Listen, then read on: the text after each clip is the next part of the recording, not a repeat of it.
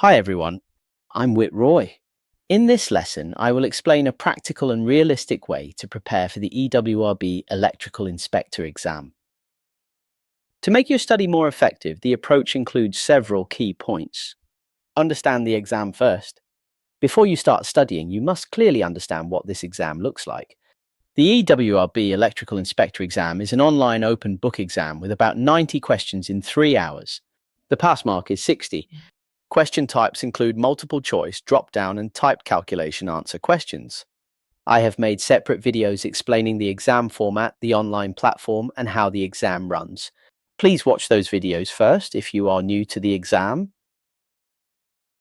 Because it is an open book exam, you are allowed to bring and use ASNZS 3000 wiring rules, Electricity Safety Regulations 2010.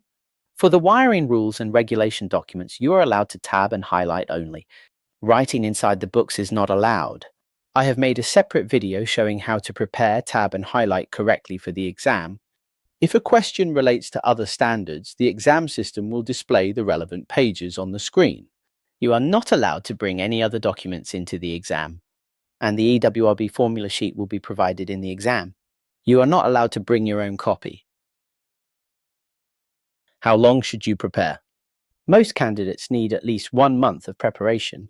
This usually means studying every day, about 1 to 2 hours on weekdays and a bit longer on weekends. As you have been an electrician over at least 2 years, 1 month of focused study is normally enough. Preparing for too long, such as over 2 months, often makes people tired and bored with very little improvement. Now set a clear goal.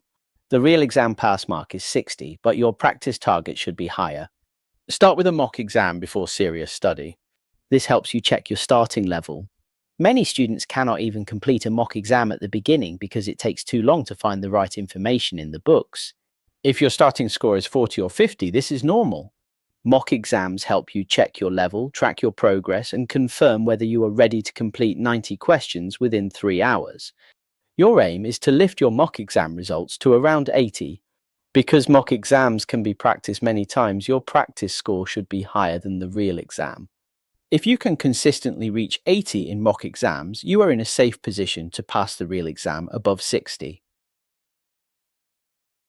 For this inspector exam, study should be split into 3 main parts. 1. Regulation document familiarity. This is not general theory knowledge. It is about being very familiar with the regulation document standards that refer to the EWRB Inspector Training Course teaching guidelines, especially ASNZS 3000, Electricity Safety Regulations 2010. You must know where to find information quickly, how sections are structured, and how to navigate clauses under time pressure. 2. Calculations. Calculations in the regulations exam are limited. They mainly focus on voltage drop, maximum demand. 3. Apply standards and regulations as an inspector, a key exam focus. More details will be discussed later. How to build good regulation document familiarity. Some candidates struggle to finish the inspector exam within 3 hours. The main reason is spending too much time searching for clauses. 1. Use the EWRB teaching guideline to study relevant parts of standards and regulations. My strong advice is to read ASNZS 3000 and the Electricity Safety Regulations 2010 relevant content directly. Read the book page by page and word by word. While reading, highlight or tab the parts that are related to inspector work. This includes inspection duties, verification, testing, certification, and safety responsibilities. 2. Know roughly where things are. You do not need to remember exact page numbers. What matters is knowing which section the information is in standard and whether it is near the front, middle, or back of that section. You should also know which regulation or clause is related to the question. This allows you to limit your search to just a few pages, saving a lot of time during the exam. 3. Practice with mock exams. Mock exams force you to repeatedly find clauses or regulations in the book. This helps you remember where information is located. The more mock exams you practice, the more familiar you will become with the standards and regulations. Calculation preparation.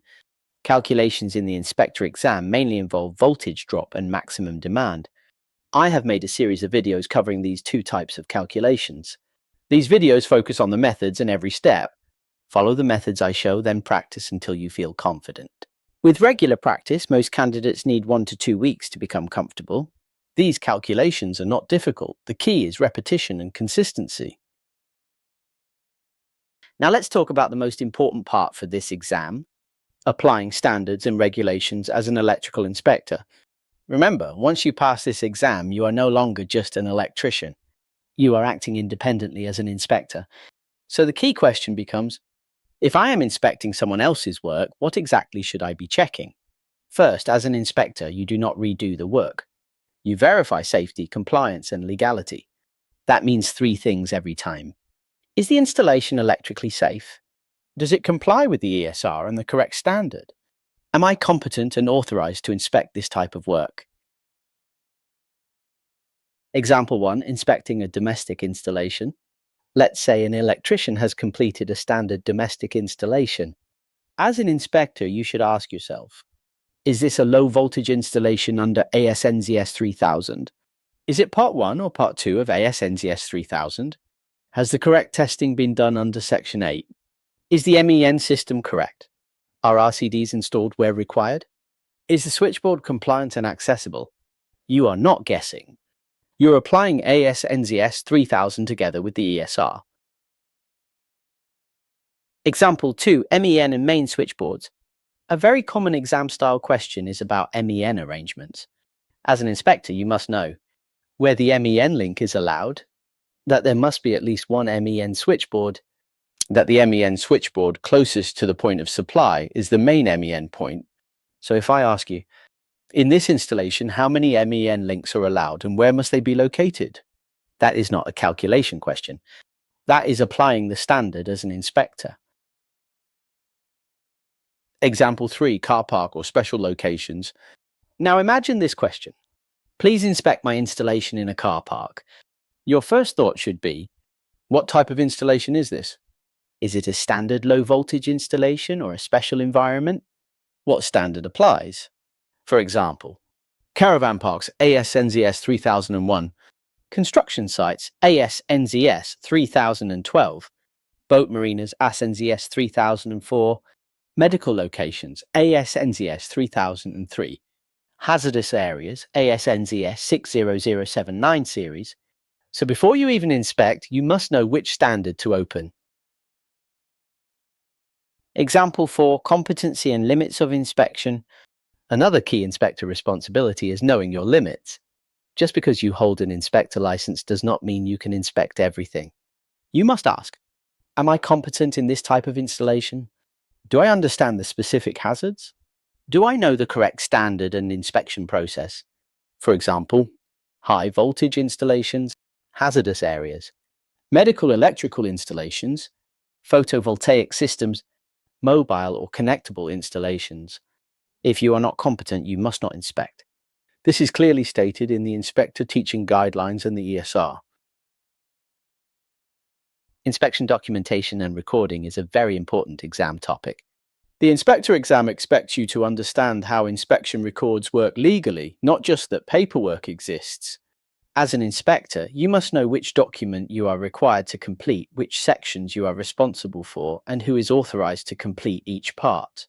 You also need to understand what information must be recorded, such as inspection details, test results, and confirmation that the work complies with the regulations and the correct standard. Just as importantly, you must know what should not be recorded. Everything you write must reflect what you actually inspected on site. You must not assume, copy, or guess information. The key idea for the exam is that inspection documentation is a legal record, not just paperwork. The exam checks whether you understand how to complete documents lawfully, how to record information clearly and accurately, how your written record supports your inspection decision. You are also expected to understand that inspection records must be kept for the required period and be available if reviewed by the regulator. So for the inspector exam, this topic is about recording inspection results properly, completing documents lawfully, understanding your legal responsibility when you sign. Why this is heavily tested in the exam? This part is critical because the inspector exam assesses your understanding of inspection principles, not wiring work. It tests your knowledge of safety, standards, and regulations. It assesses your ability to protect people, property, and the power system. Your inspection decisions are legally accountable. So the exam wants to know, can you choose the correct standard? Can you judge whether work is inspectable by you? Can you apply regulations in real inspection scenarios? Can you complete and record inspection documents lawfully?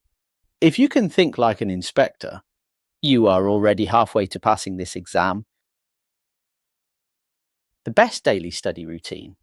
The most important rule for EWRB exam preparation is this pattern: study, relax, then reflect. 40 minutes to 1 hour focused study, 10-15 minutes break, 20-30 minutes reflection. Reflection helps turn study into real understanding. This routine is far more effective than studying for many hours in one go. The key is concentration efficiency, not total time. Do not panic and do not feel too much stress. Make a plan and follow it daily. 1 to 1.5 hours per day is enough. Audiobooks can also be used anytime for relaxed learning, which helps reduce stress and supports steady progress. This structured and realistic approach gives you the best chance of passing. Good luck for your EWRB exam.